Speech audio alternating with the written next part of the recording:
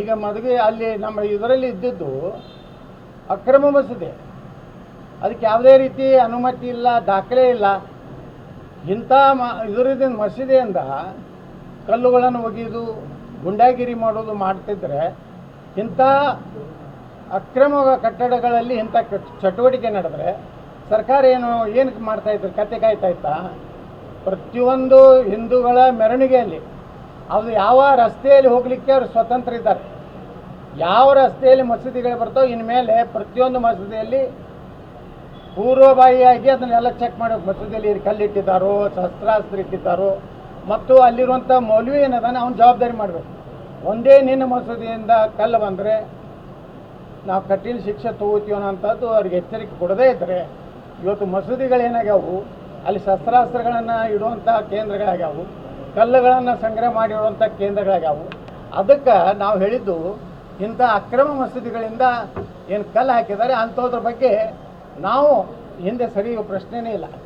ನಾಳೆ ನಾನು ರಾಜ್ಯ ಸರ್ಕಾರಕ್ಕೂ ಪತ್ರ ಬರಿತೀನಿ, ಇಂಥ ಅಕ್ರಮ ಮಸೂದಿಯನ್ನು ಕಡಿ ಹಾಕಬೇಕು ಮತ್ತು ಹಿಂದೂಗಳ ರಕ್ಷಣೆ ಕೊಡಬೇಕು. ಒಂದು ವೇಳೆ ಆ ಅಕ್ರಮವಾದಂಥ ಮಸೂದಿಯನ್ನು ಕೆಡೋದೇ ಇದ್ದರೆ ಮುಂದೆ ನಾವು ಹೋರಾಟವನ್ನು ಮಾಡುವಂಥ ಅನಿವಾರ್ಯತೆ ಬರ್ತದೆ. ನೀವು ಎಷ್ಟು ಬೇಕಾದಷ್ಟು ಕೇಸ್ ಹಾಕಿ, ಈಗಾಗಲೇ 70 ಕೇಸ್ ಹಾಕಿದ್ದೀರಿ, ಇದು 71ನೇ ಕೇಸ್ ಆಗ್ತದೆ ಅಷ್ಟೇ. ನಾನು ಯಾವುದೇ ಸಂದರ್ಭದಲ್ಲಿ ಕೇಸ್ ವಾಪಸ್ ತಗೋರಿತ್ತೇಳಿ ಸಿದ್ದರಾಮಯ್ಯ ಸರ್ಕಾರಕ್ಕೆ ಕೈ ಮುಗಿದು ಕೇಳ್ಕೋಬೋದು.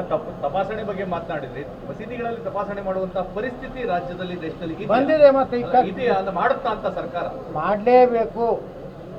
ಮಾಡದೇ ಇದ್ರೆ ಕಲ್ಲು ಎಲ್ಲಿ ಬಂತು? ಅಷ್ಟು ಕಲ್ಲು ಒಗೆಯುವಂಥ ಕಲ್ಲುಗಳು ಎಲ್ಲಿ ಬರ್ತಾವೆ? ಯಾವುದಾದ್ರು ಹಿಂದೂ ದೇವಸ್ಥಾನದಾಗ ಎಲ್ಲೇ ಕಲ್ಲು ಸಿಗ್ತದ?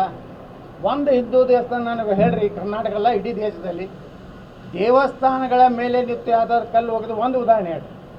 ಇವತ್ತು ಇಡೀ ದೇಶದಲ್ಲಿ ಏನೇ ನಡೆದ್ರು ಇಂಥ ಚಟುವಟಿಕೆ ಮಸೂದಿಗಳ ಮೇಲೆ ಕಲ್ಲಿಟ್ಟುಕೊಂಡೇ ಮಸೂದಿಗಳಿಂದ ಶಸ್ತ್ರಾಸ್ತ್ರ. ಇವು ಶಿವಮೊಗ್ಗದಲ್ಲಿ ಇಷ್ಟು ಅಕ್ರಮವಾದ ಶಸ್ತ್ರಾಸ್ತ್ರ ಇದ್ದಾವೆ.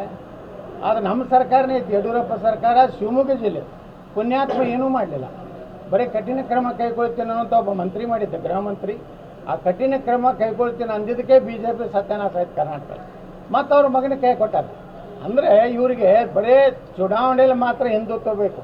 ಚುನಾವಣೆ ಆದಮೇಲೆ ಅವರಂದೇ ತಾಯಿ ಮಕ್ಕಳು ನಾವೆಲ್ಲರಿಂದ ಸಮಾನತೆ ನೋಡ್ತೀನಿ ಅಂತ ಹೇಳ್ಕೊಂಡು ಬಂದಿದ್ದರೆ BJPಗೆ 60 ಸೀಟಿಗೆ ಬರಲಿಕ್ಕೆ ಇವರ ಒಂದು ಕಠಿಣ ಕ್ರಮನೇ ಕಾರಣ.